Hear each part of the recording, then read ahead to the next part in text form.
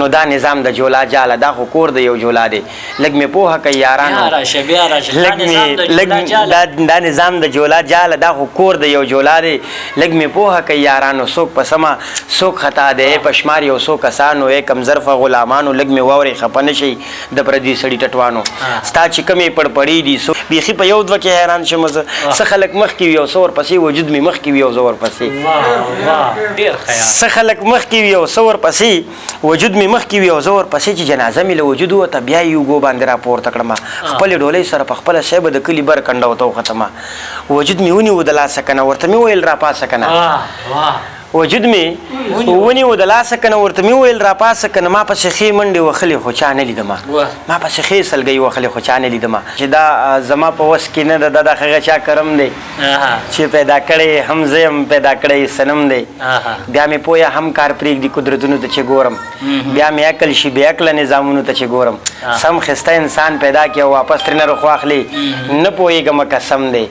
دا زما په وس کې نه ده دا د هغه چا کرم دی زه د ستړي ژوند کاروانو مسړیا ما جنگ نه کو روانو مسړیا دا خو تا راته پاخه برجونه جوړ کړل زه د صلح په ارمانو مسړیا او دا منم چې څه کمی به راپکې و پرښتا نوم انسانو مسړیا دا چې څوک راته بیا بیا راغاړي وځي هم له دنه پریشانو مسړیا السلام علیکم ملګرو زیر هایون یم او یو ځل بیا د هایون ټي وي نه تاسو سره مخاطب یم څنګه چې تاسو ته معلومه چې دغه هایون ټي وي تاسو له دغه پروګرامونو روډیو په دغه پروګرامونو کې موږ تاسو سره ادبي شخصیات مخاطب کوو چې دغه شخصیاتو تعلق د شعر او ادب سره په دغه شخصیاتو کې پیژندل نوم ګران ملګری عارف لیوال د بډویر د سیمې یو ډېر تکړه شاعر او یو ډېر خلیقوال زلمی شاعر نو هغې سره ناست یو غواړو چې د هغې پیژنګلو هغه خو د هغې پیژنګلو څرګنده ده خو زموږ په شیشه تاسو سره پیژنګلو څرګنده په دغه پروګرام کې ورته هرکلی ویم عارف لیوال صاحب تاسو ته په خپل پروګرام کې هرکلی ویم ډېره مننه کوم چې ټایم هم راکړو ژوند څنګه روان دی تاسو ډېره زیاته مینه او مشکور یم چې تاسو په داسې ګرمۍ کې لنډ تنګ وخت کې داسې هلې ځلې کوئ زه مو هر ټایم سترګې په لار یم او هر ټایم تاسو ته حاضر یم الله مو هر کله راوله او ښه ژوند روان دی الله مو تاسو هم ښه لري قربان مو شم زنده باد لیوال صاحب بله میډیا والا به تاسو له راځي او دغه پوښتنې به درنه کوي خو زمونږ د مینوالو لپاره چونکې غوښتنه ده مونږ خو ډېرې ناستې تاسو سره کړي دي خو د مینوالو غوښتنه چې د شعر سره تعلق د کله نه وه او باقاعده آغاز هم د شعر د کله نه کله او شعر ته څنګه راغلی ډېر ښه تپوس دې وکړو هایونه شعر سره خو زما تقریبا دغه 15 کالو پورې به کېږي تقریبا چې زه په شعر باندې مین یم او په ما کې هغه احساسات که نه نو بیا څه کال دوه درې کېږي چې ملګرو سره پیژنګلي وشوه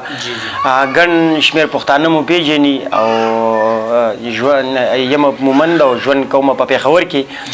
الله مو راته بریالي لره څومره چې پښتانه ما د هایون ټي وي په شیشه باندې ګوري ټول ته سلام پیش کوم او ډېر زیات احترام او ډېره مینه ورته پیش کوم مهرباني لیوال صاحب دغه پوښتنه هم ضروري ده چې د نظم سره ډېر مینه ده ستاسو که د غزل سره کم صنفونو باندې تاسو کار کړی د غزل لیکې نظم لیکې ډېر څه ګڼ شمېر غزل مې هم لیکلي دي ډېر لیکل مې کړي دي خو ذاتي دلچسپي مې چې کومه ده هغه په نظم کې ده او نو هغه خو د ذات پورې یو خبره تړلي که نه داسې مې ګڼ شمېر غزل هم لیکلي چې تاسو ته هم یاد دي ټولو ګڼو ملګرو ته اصل کې زه خو په دې خبرو پوه یم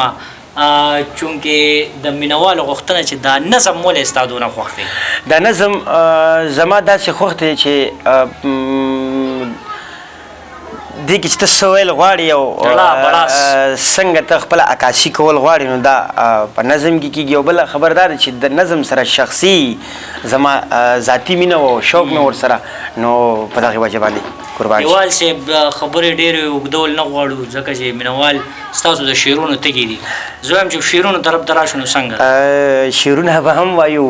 خپل ګپ به م ورکې لګو خو زه خو دغه تا ته پته ده چې شعرونه شروع کوم نو دغه څه شعرونه خامخا وایم اول به دا څه شعرونه وایم چې دا زما په وس کې نه ده دا د هغه چا کرم دی چې پیدا کړی هم زه یم پیدا کړی صنم دی بیا مې پویه هم کار پرېږدي قدرتونو ته چې ګورم بیا مې عقل شي بې عقله نظامونو ته چې ګورم سم خسته انسان پیدا کړي او واپس ترې نه رخ واخلي نه پوهېږم قسم دی دا زما په وس کې نه ده دا د هغه چا کرم دی چې پیدا کړی هم زه یم پیدا کړی صنم دی او څومره لوی احسان یې دا دی چې پیدا یې مسلمان کړم صحت باندې روغ کړم او منونکی یې د ځان کړم او په دې باندې گویا کړم چې جنم پسې جنم دی دا زما په وس کې نه ده دا د هغه چا کرم دی چې پیدا کړی هم زه یم پیدا کړی صنم دی ډېر زیاته مننه مو کومه څه شعرونه به ووایم بیا به یو نظم ته راشم چې کله پښتو کله په ننګ کې مړه شي دا پښتانه دي په سرنګ کې مړه شي او خلک د سر سړي سنبالو ساتي زمونږ د سر سړي په جنګ کې مړه شي ډېره زیاته مننه هایونه دغه نظم درته وایم چې دلته مشر لکه څوک دی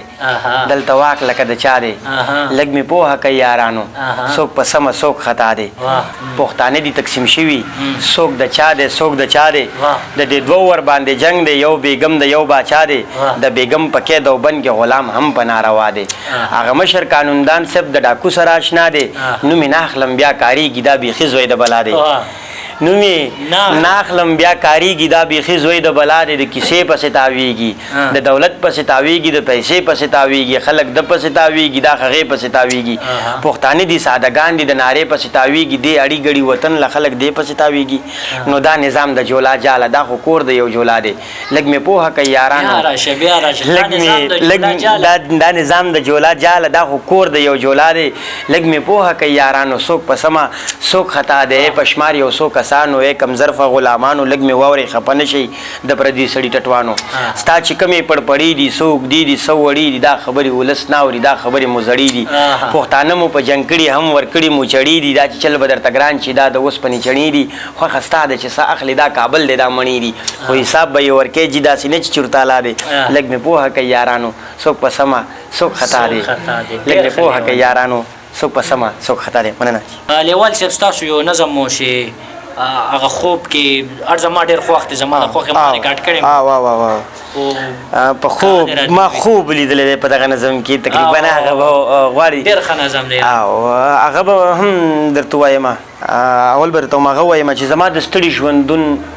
ستړی داستان عبدالله ورخه د ماشومتوب په خوږو پوهه نه وم چې د ځوانۍ دورشلته وختمه له ډېرو ستونزو سره وړاندې شومه زه به اکثر په ژوند کې تنګ شومه نو ما به اکثر له خدایه مرګ غوښتلو ما به د ژوند نه ځان جدا ګڼلو ځکه به ما له خدایه مرګ غوښتلو په یوه شپه له کاره ستړی راغلم په وجود روغ وم لکه مړی راغلم سترګې مې پټې شوې دستي وده شوم دستي لا څه کې چې بیخي وده شوم څوک راله راشي ما له خوبه پاسئ زما وجود مانه په کټ پاتې شي زه خپل وجود د لاسه کلک ونیسم زه خپل وجود ځان ته په زور راکاږم د خپل وجود نه مخکې وروستو شمه یو څو کسان وي ما له خواله راشي زما وجود مانه په بله یوسي یو څو کسان وي ما له خواله راشي زما وجود مانه په بله یوسي د خپل وجود پسې روان شمه زه بیخي په یو دوه کې حیران شمه زه څه خلک مخکې وي یو څه ورپسې وجود مې مخکې وي یو زه ورپسې څه خلک مخکې وي یو څه ورپسې وجود مې مخکې وي او زه ورپسې چې جنازه مې له وجود ووته بیا یې اوږو باندې راپورته کړمه خپلې ډولۍ سره په خپله شی به د کلي بر کنډه ورته وختمه وجود مې ونیو د لاسه که نه ورته مې وویل راپاسه که نه وجود مې ونیو د لاسه که نه ورته مې وویل راپاسه که نه ما پسې ښې منډې وهلې خو چا نه لیدمه